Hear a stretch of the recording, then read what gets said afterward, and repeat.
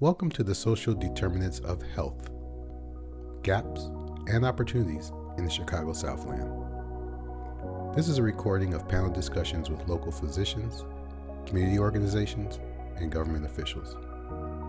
The event was sponsored by the following organizations: Southland Human Services, Superior Ambulance Service, Chicago Southland Chamber of Commerce, Pathlights, and Glenwoody Golf Course. For more information about this event or future events, visit the Chicago Southland Chamber of Commerce online.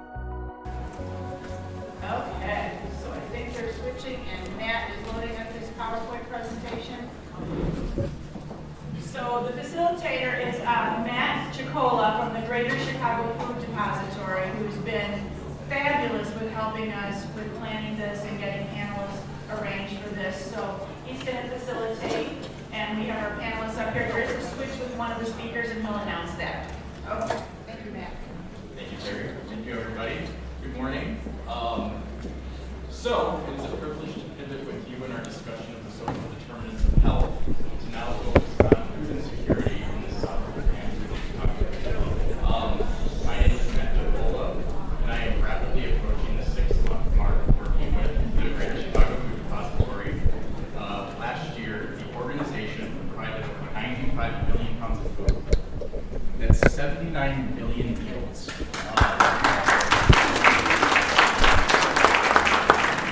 This was the second largest distribution in the organization's history. Beyond food, the Food Depository also provides public benefit assistance, workforce development training, nutrition education, and other resources that pretty much address the root causes of hunger. So, even though I'm very new to the Food Depository, I've been around food insecurity for about 10 years. I started volunteering at a food pantry in the west suburbs, and that kind of got my feet wet and helped me kind of expand my knowledge around different food access systems, like soup kitchens, community gardens, other meal programs. So today, I have with me Paula McGuire-Rowe, our community engagement manager, Dr. Nicole Scott, who's with Free Indeed Market in Dalton, and Ashley Munson, our senior manager of advocacy. So, to kick us off, Paula McGuire is going to talk a little bit about what is food insecurity. Thank you, Matt. So once Matt goes to the next slide, please. So food insecurity, identified by the U.S. Department of Agriculture, is a lack of consistent access to enough food for a healthy and active lifestyle. Although that hunger and food insecurity are closely related, they're distinct concepts, meaning that one is hunger is a personal discomfort and sensation of physical sensation of discomfort, while food insecurity refers to the lack of available financial resources for food at the household level. According to the USDA, more than 34 million people, out of which 9 million children, experience food insecurity in the United States. The prevalence of food insecurity increased from 2020 to 2021 for households with no children, especially for women or seniors who are living alone in the United States. Our network of more than 700 community partners, including food pantries, soup kitchens, and shelters, is definitely seeing these struggles firsthand. They tell us that the rising cost of food, like housing, also is negatively affecting the guests who visit their food distribution events. In recent months, the number of households served by our partners has risen, indicating an increased need in the community. Compared to previous years, our network served 18% more households in July 2022 opposed to July of 2021. Next slide, please, Matt. So then, Paula, we've heard a little bit about today from the different panelists that food is really the basis of a lot of the other issues. So what factors determine food insecurity? Thank you for that. The factors that determine food insecurity, thank you so much, are poverty, unemployment, low income, lack of affordable housing, chronic health, which has been discussed earlier today, conditions or lack of access to health care, and then lastly, which is something that is very important, is systemic racism and racial discrimination.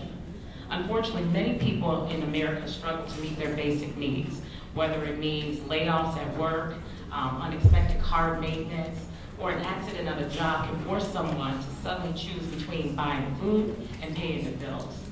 So the causes of food insecurity are complex. However, the Food Depository is committed to addressing the root causes of food insecurity.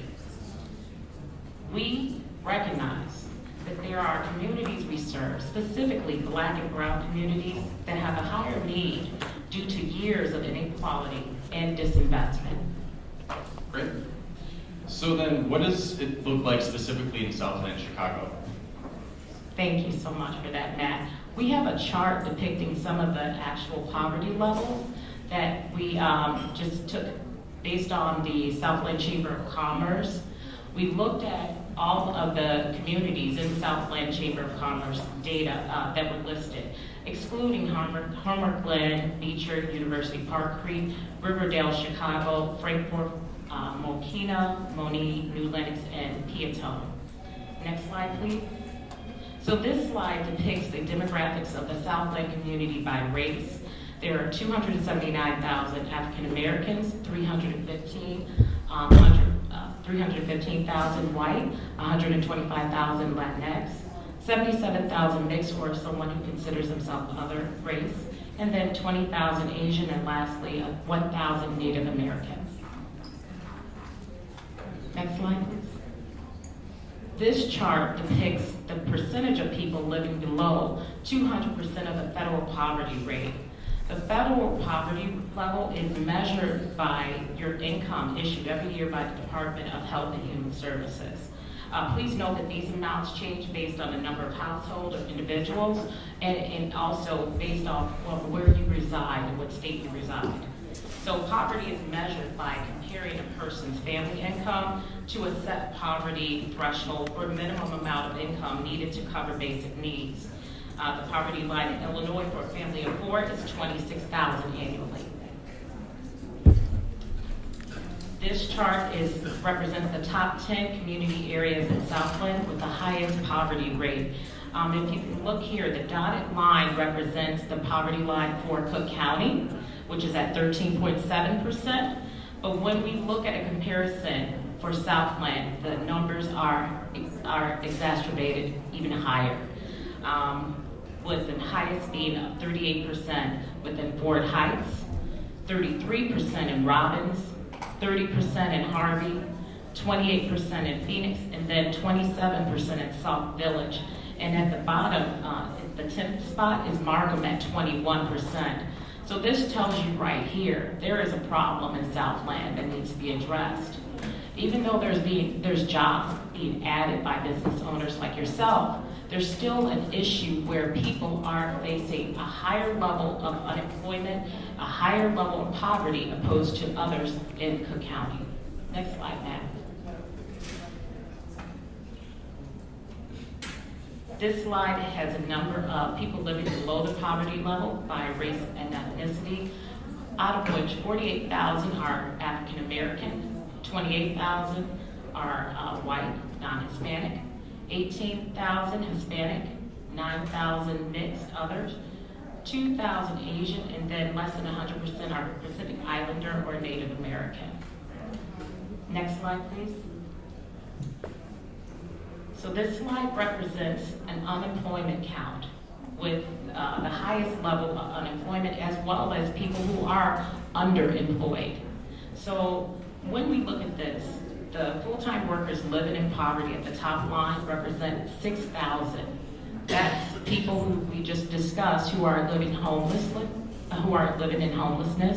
and they are still going to work every day, but yet still they're not able to afford a house or adequate food resources. And then we also have part-time workers who are represented by the larger number at the bottom, 18,000. The total count of people who are homeless in the Southland community is 31,868. and that is the highest, once again, in Ford Heights, with a percentage rate of 22.6%, followed by 16.1% right here in Glenwood. Next slide, please. So the slide here represents poverty numbers based by grouping, children, older adults, people with disabilities, as well as veterans. What you see here is a total of 34,000 children are living in poverty every single day in the South Lake Cook County area. That is an issue. Followed by 17,000 older adults living in poverty who are 60 plus, and then followed by 12,000 older adults who are 65 and older, and then 16,000 people living with disabilities, and 2,000 who are veterans. Next slide, Matt. I know it's hard to see the numbers and everything. We tried to blow them up as big as we could, but I'll try to walk you through as best I can. Poverty numbers are grouping based off of by city, and I just want to kind of give you a highlight of the top 5 poverty numbers. The first is Harvey, the second is Chicago Heights, the third is Calumet City, the fourth is Delton, and then the last one is Lansing. And this represents groupings by children, older adults, older than 60 plus, 65 plus, people with disabilities, and lastly, veterans. Thank you for those data points. That's very eye-opening, and I'm sure kind of, again, contributes to the conversation that's been had today. So how do local efforts meet the need for food insecurity? Yes. So for years, systemic racism has fueled social disparities, including disproportionately high rates of food insecurity in Black and brown communities, as I mentioned earlier. The Food Depository is determined to change that narrative so that communities can increase the availability to provide reliable supply of food when there is sufficient quality and quantity, accessibility to provide adequate resources to obtain appropriate food, and then utilization to ensure the availability of nutritious food like fresh produce are available. And lastly, stability. Permanent and durable access to food, retail grocers available within each community. In the first half of the fiscal year 2022, nearly 60% of the food distributed by the Food Depository went to our top 40 priority communities, of which some of those were mentioned in that graph before. In Cook County, we are facing the highest rates of food insecurity and historic disinvestment. The Food Depository is committed to investing in our network of partners, as well as strengthening our emergency food system.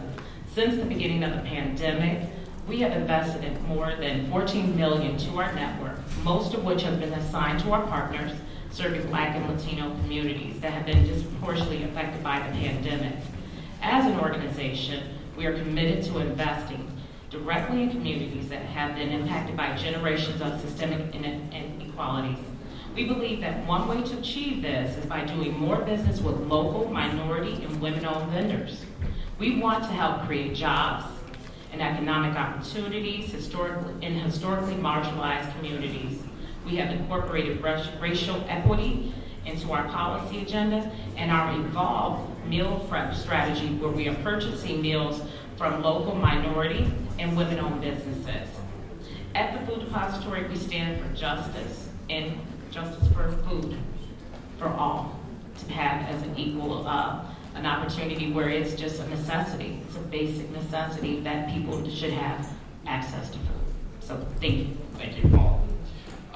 Okay, so I had an opportunity to begin conversation with Dr. Scott a while back at a previous role, working in Riverdale and Dalton, and became familiar with the American Association of Single Parents, as well as the free and deed market. Today, Dr. Scott has agreed to share her experience launching this pantry. Let us know but we'd love to hear about your experience. Good morning.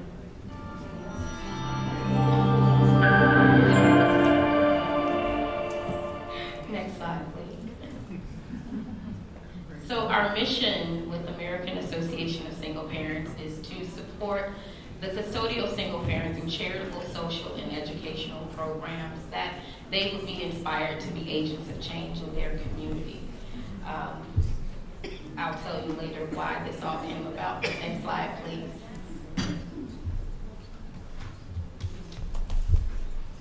Through our charitable assistance program, historically, well, it's called the CAP, and historically this program assisted that parent who was in need to locate, fresh grocery items, emergency food assistance.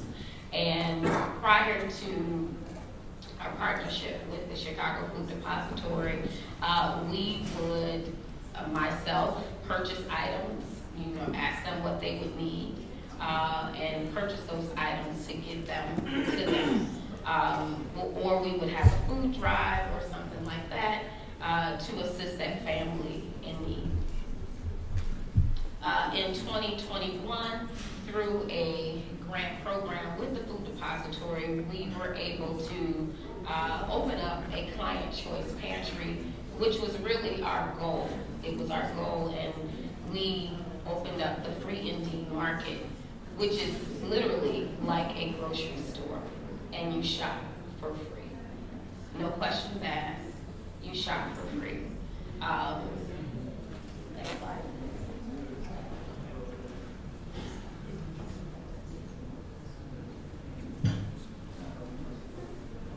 So the free Indeed Market, the goal is to give a dignified shopping experience. This is the storefront and what it looks like. We're open Tuesdays and Thursdays from 10 to 1 and Wednesday 4 to 6. And we're located at 14200 Martin Luther King Drive in Dalton. Can you, I'm sorry. Can you go back? Oh, yes, sorry.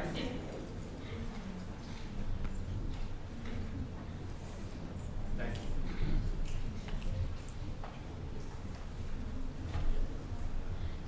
The market is a client choice model.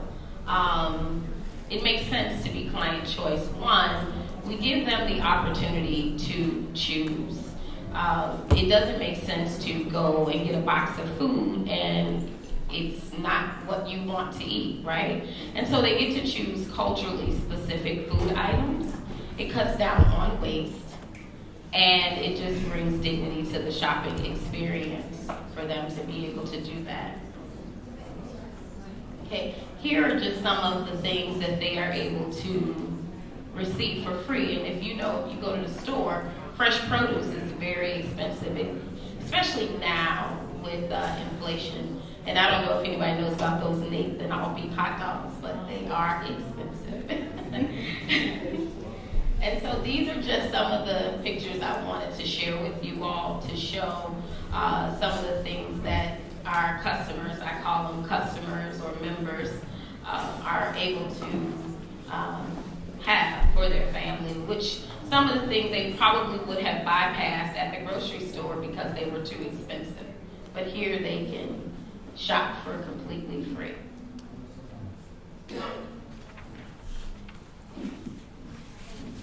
Oh, our partnerships. I can't really see from over here. Of course, the Greater Chicago Food Depository has really been amazing with their commitment to partners to make sure that we have the things that we need to serve our community and our customers. Midwest Food Bank, I myself drive to Bloomington Normal once a month to pick up food items, and that also, along with the Food Depository, gives customers the variety. So you'll see Starbucks coffee in our market. You will see like the Nathan hot dogs or M&Ms, or you will see a nice variety of things that they would have not purchased in the store because they're too expensive. And then the last one is the University of Illinois Extension. We have partnered with them and we get fresh produce straight from the farm. It was really important that we supported the farming community, and being able to do that through that partnership. And so I'm sorry, I couldn't really see that, I didn't have it in front of me, but this looks like our contact information on social media. Yeah.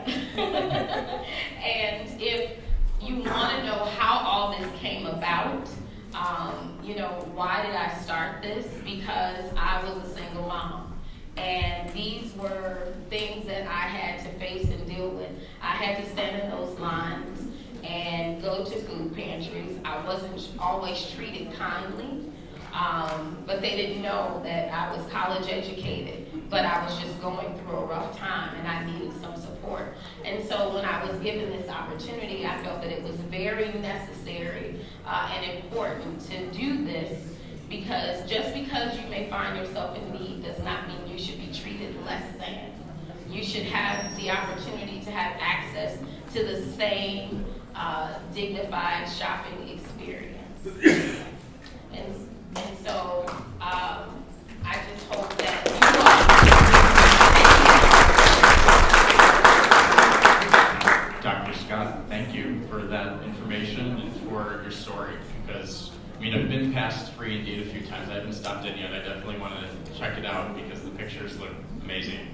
You've really transformed the food system in Dalton, so you should be very, very proud. So thank you.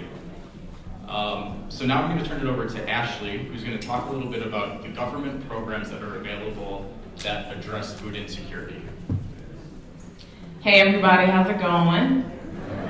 Y'all good? I really don't need a mic, but I'm going to use it, Matt. My name is Ashley Munson. I'm the Senior Manager of Advocacy at the Greater Chicago Food Depository, and so what that means in layman's terms is advocacy. So Paula mentioned we have over 700 partners, soup kitchens, food pantries, folks we work with to provide food for our communities. On the other half of that, we have government relations. So I work with our federal, our state delegation, good to see you, Representative, and some of our local aldermen to make sure that food is being provided and that we're advocating for food programs that affect us, our families, our members, our partners. I'll wait for my slide.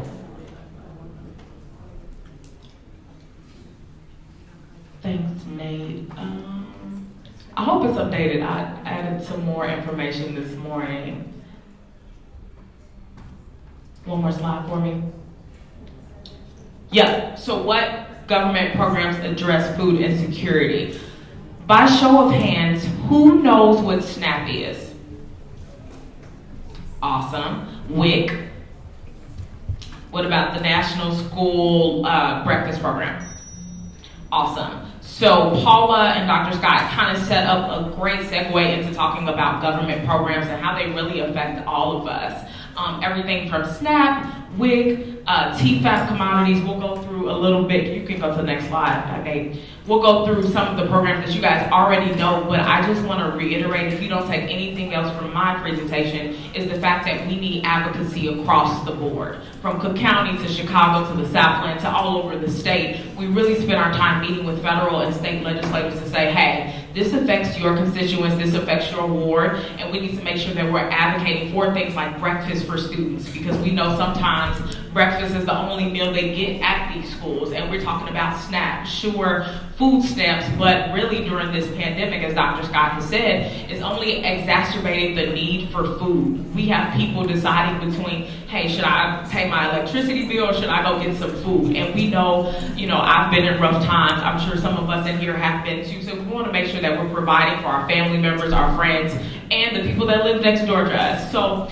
my slide didn't add, so I'll just go through it right here on my screen. So SNAP, which is the Supplemental Nutrition Assistance Program, provides timely, targeted, and temporary benefits for low-income Americans to buy groceries. And as Dr. Scott said too, inflation is crazy. Okay, I went to go buy some salmon and I was like, I'm not doing that. I'm going to eat chicken this week. So just knowing that, I have a good salary and I'm grateful for all the resources I have, but knowing those who don't have the salary or the benefits that I have, it's rough for everyone across the board. So SNAP provides families to purchase groceries for their families and for themselves.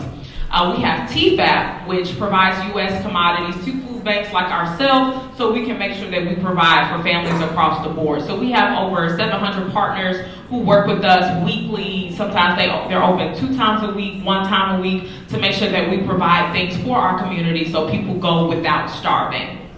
Next, I'll go over the Commodity Supplemental Food Program, which provides food assistance for low-income seniors in these monthly boxes. So we know seniors sometimes have a hard time coming out the house, whether it's for a disability or they're older, or some of our grandparents aren't accessible to do so. So we make sure that we have this Commodity Supplemental Food Program that provides these boxes with some of the necessities they need to eat. And some of the other stuff, I'll wrap this up because I can talk all day, but the National School Lunch Program that provides nutritionally balanced lunch to qualified children at school each day. We have the Summer Food Service Program that provides food for children during the summer. We know that we try to help our youth stay out of trouble and make sure they're fed and nutritious so they can have a good summer, whether they're in summer camp or during the school year, so they can make sure they get all the nutrition they need. Next slide. Okay, so that's not the slide I needed, but I'm going to talk about state legislation. Thanks, Nate, it's all my fault. But state legislation. So I talked a little bit about federal, right? These are the things we talk to our federal delegation about. But I'm going to go over some of the state legislation. We work with people like representatives and state senators to make sure we have things across the board. So one of the things we did this legislative session, also I think it's important to know, the Food Depository is known for giving away food, right? Partnering with folks like yourselves, community members, and partners for giving away food. We're really trying to position ourselves as policy partners. So we work with folks like Shriver, Heartland Institute, Heartland Alliance, Chicago Coalition of the Homeless, because we know that food insecurity is an intersection issue. Right? So those who deal with homelessness often deal with food insecurity. Those that deal with job insecurity sometimes deal with food insecurity. So we try to position ourselves as, hey, we give away food, but we also work at a national, state, and local level to make sure that we're doing what we need to do as advocates and community partners. So with that, this legislative session, I was able to spearhead our first state legislative agenda. So taking what we get at a federal level, making it plain and simple to the legislators at the state level to say, hey, this is what you can do to play your part in ending food insecurity. So House Bill 4813, which is the Better School Lunches Act, before this bill was passed, this bill removed the lowest bid requirement. So we have procurement people that work to make sure that our schools have food, nutrition, and everything. But this bill made sure that we're looking at all the nutritional value of food, right? So it's not, before you had to take the lowest bid of the food. If the food was this amount and it was the lowest amount, you had to accept that food because we had to take the lowest bidder, right? But this bill made it so we can consider the nutritious value, we can consider like the demographics of the school. What is this food coming into our schools? Does it fit the demographic that we're serving? So this bill removed that contradiction and made it able that we are able to provide nutritious food across the state to different people and different demographics. The next bill we had was a statewide good food purchasing policy, which was a resolution that was passed in 2017. But this year we were able to create a task force that looked at the whole totality of food, right? So I mentioned the bill before removed the lowest bill. This bill looks at food, our farmers, like where is the food coming from before it gets to our table? Is it good for the demographics we're serving? So we're really working on a state and local level to look not at just giving away food, because that's a big piece of it, but what type of food? Is it quality? Is it good for our communities? So that's super good. And then the last one I will talk about is the Healthy Local Food Initiatives Fund, which added $500,000 to state investment for farmers, and it also doubled the amount for folks who get food stamps so they can purchase food at farmers market, right? We talk a good game, but we need to back it up, right? So what do we do? Are we providing money to the farmers, to the entities that are providing the food, that are making the food so folks can have food? Okay, next slide. Let's see what we got. Okay, that's great. That is the slide I needed. So talking about what barriers, right, disrupt enrollment and retention. Across the board, we have awareness and outreach. So our goal is to work with the agencies across the state to make sure that we are working to ensure good food and good policies across the board, to better inform consumers and partners about what nutrition programs are available, who is eligible, and how to enroll. At the Food Depository, we have a public benefits team that tries to work with state officials, local officials, whether they have an event or stuff like this, to make sure that they're enrolled in these public benefits. They're enrolled in SNAP. They know how to enroll in WIC, and making sure they're educated and informed to not only help their families, but to make sure they're talking to people about all the benefits that are available. I would say another barrier is technology. We know my mom barely knows how to work an iPhone, God bless her heart. But we know technology across the board is difficult, right? For those who are not used to technology and all that. So when we apply it to food systems, we want to make sure that we're leveraging email, text, and communication so we can make it easier for these folks to sign up. We already know in some systems, to Paula's point, racism is real. And the more that we can prevent some people from having access to these programs, the more they don't know they exist. So our goal as the Food Depository and working with our partners is to make things as easy as possible so folks can have good food, so folks can have food for their families, and making the process as easy as possible moving forward. The last thing I'll mention is a lot of barriers, but another key barrier is funding. COVID made it so we understood the need of our communities. Food insecurity was a thing across the board before we got to COVID, but now we see normal, everyday people being affected by things they weren't affected by before. And so funding is something we've worked with Congress to get fundings for waivers so kids can have school, kids can have food in the summertime, and making it easier accessible for them to have food, working with different partners to make sure we're advocating at a federal level so we can get those COVID dollars to provide for across the board. So funding is a big barrier that we stay advocating for and stay working with congressional members for. Next slide.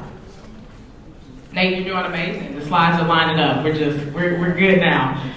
One more slide for me. So how does advocacy address these barriers?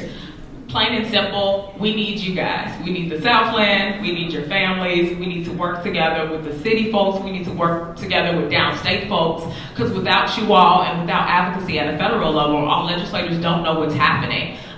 We've had several meetings with Senator Durbin and Robin Kelly and all these folks that fight every day relentlessly for needs across the board, but they are advocates for food. All we need to do is make sure we're working with you guys and partners so they hear stories off the ground, how you're transforming the Southland of Chicago. So across the board, it's advocacy. But how do we do that in layman's terms? So appropriations, budget, and taxes. So, Congress has a budget. Now, we don't know when they have a budget most times because there's a lot happening at a federal level, but we want to make sure we're attending those appropriation hearings. We're sending letters to Congress saying, hey, we need this funding for TFAP so we can provide for our communities. We need this money for SNAP so people can have more food stamps to go to the grocery store. So across the board, we want to make sure we're present at federal hearings.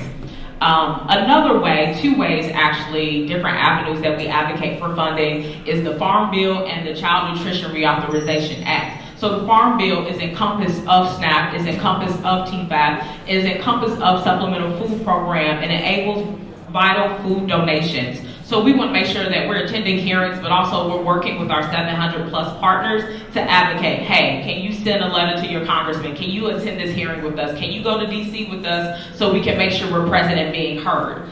The next avenue is Child Nutrition Reauthorization Act. This is where we talk about breakfast for students, making sure schools have the food they need to provide breakfast and lunch for these individuals so they can only focus on their work and making sure they're healthy and they're prepared to take on the school year. And I'll stop there. But across the board, advocacy is important, and looking forward to working with some of you guys. If you have questions, let us know. But I'm super excited about all the work that you're doing, that our partners are doing, that the Depository is doing, and grateful to be here. Thank you, Ashley. I think to an earlier comment around knowledge is power, and certainly like having this understanding of public benefits as well as the issues around food insecurity certainly have formulated the plan for the Food Depository as well as partner networks. So thank you all. Any questions? We have, I think, a little bit of time for maybe one or two. Yes.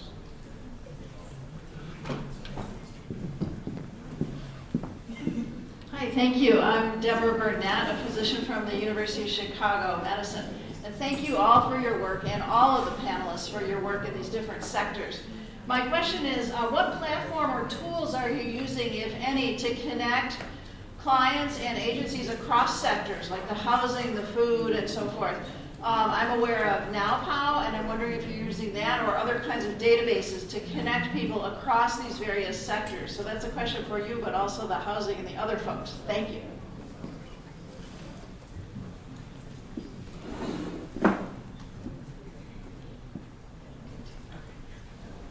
At Free and Deep Market, we did a strategic partnership with Metropolitan Family Services, National Able, Gen Care, and so they come in on a weekly basis to speak to our customers that come in to let them know about the different programs and services that are available to them.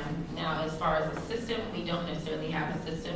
It's just me getting on the phone and calling and saying, hey, can you all come out and choose a day that we are open to let people know about your programs and services.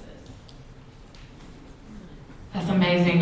For the food depository, then I'll phone a friend, Paula, here. But I know two things that we do. One thing is that we make sure we're at these tables with folks like Chicago Coalition of the Homeless, Heartland and Shriver. We have monthly calls to make sure that we're updated on each other's priorities. And secondly, I know our teams at the depository, we're working to streamline internally so we can have better systems to communicate with people. But also we have a good database of all our partners, where they're at, where they're located, so we can make sure that we're where we're at and how we're touching people. So just to kind of piggyback on what Ashley touched on, we actually work as the community engagement team, and we're boots on the ground working with several different coalition networks.